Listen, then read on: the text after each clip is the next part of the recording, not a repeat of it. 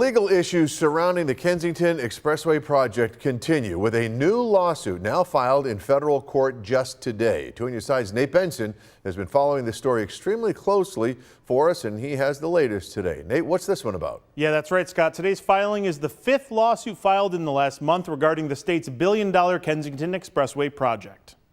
This time, it's a federal lawsuit filed by a coalition of organizations and dozens of people who live near the expressway. But the New York State DOT isn't the only defendant like they are in the 4 lawsuits filed in June. Monday's U.S. District Court filing is also against the Federal Highway Administration. The lawsuit alleges that the federal agency violated the National Environmental Protection Act when they approved the project back in February. What we'd like to do is vacate that decision. In other words, the court will say that the Federal Highway Administration was wrong to have done this approval.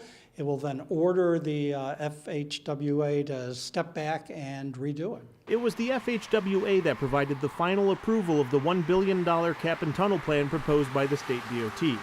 It was said by the DOT way back in 2009, we're going to expedite this, we're not going to do an EIS, and sure enough, when the feds came down, they approved what DOT had decided to do.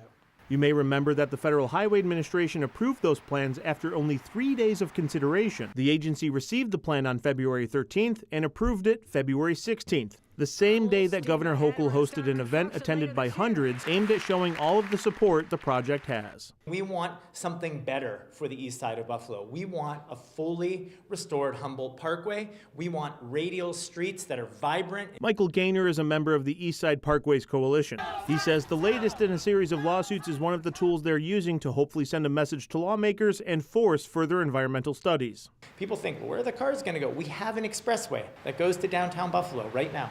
And it takes a minute longer from the center of Williamsville to get there using the 90 to the 190 than taking the 33 expressway. Phillips Lytle attorney Alan Bozer represents the coalition of organizations and 50-plus people who live near the expressway. He says that the federal case could be impacted by the other 4 lawsuits working their way through state Supreme Court. Those state court proceedings generally go to a decision, to a judgment, before the federal court really weighs in. And the state court decisions could render it academic. A spokesperson for the Federal Highway Administration tells me that they are unable to comment because of pending litigation. On your side, Nate Benson, Channel 2 News.